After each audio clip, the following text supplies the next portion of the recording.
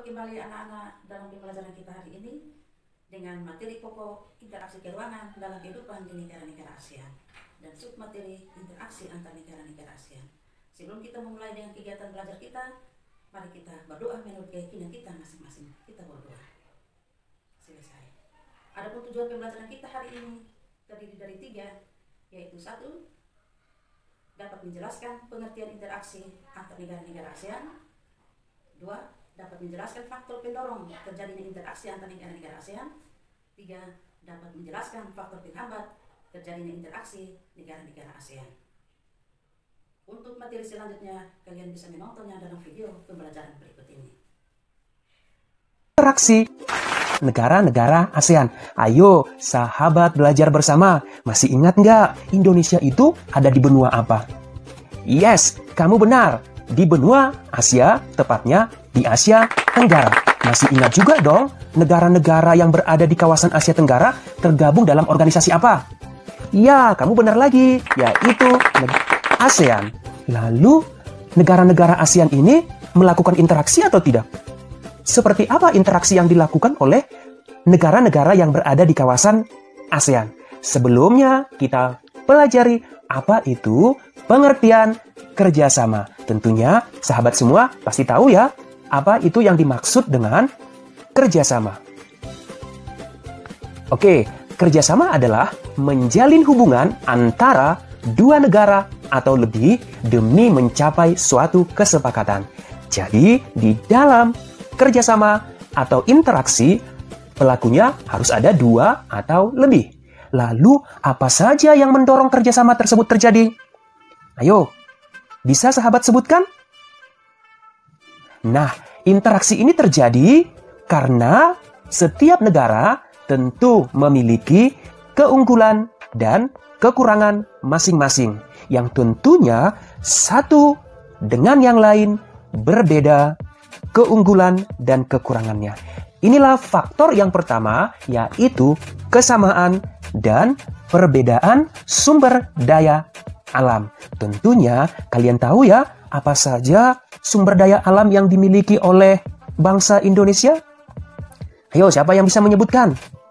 Ya, salah satunya adalah batu bara. Sehingga dengan adanya kesamaan dan perbedaan sumber daya alam ini mendorong negara-negara yang berada di kawasan Asia Tenggara melakukan kerjasama. Misalkan Indonesia mengekspor hasil pertanian ke Singapura. Lalu faktor pendorong interaksi yang kedua adalah adanya kesamaan dan perbedaan kondisi geografis. Karena kesamaan letak geografis, beberapa negara di suatu kawasan pada umumnya mengadakan kerjasama untuk menjaga stabilitas dan keamanan negara. Contoh, negara-negara yang terletak di wilayah Asia Tenggara membentuk kerjasama melalui organisasi ASEAN. Inilah faktor pendorong yang kedua, yaitu kesamaan dan perbedaan kondisi geografis. Selain pendorong, tentunya ada faktor penghambatnya. Apa saja ya?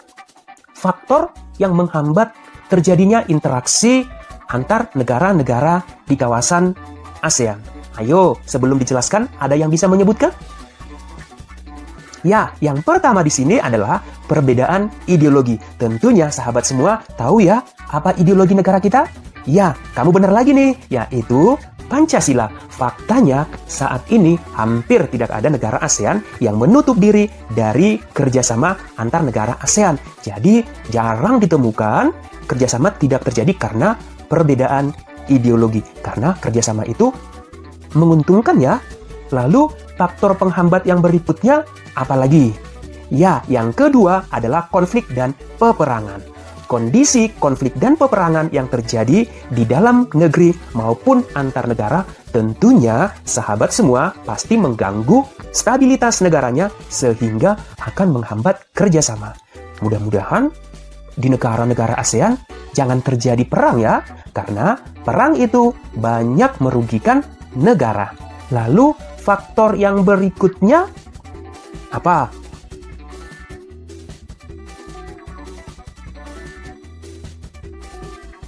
Ya, adapun faktor yang ketiga adalah kebijakan protektif. Misalnya, tidak menerima impor hasil pertanian dari negara lain. Suatu negara yang menerapkan kebijakan yang bertujuan melindungi kepentingan dalam negeri dan meningkatkan daya saing. Misalnya, tidak menerima impor hasil pertanian karena dapat mempengaruhi kondisi pendapatan hasil pertanian di dalam negeri.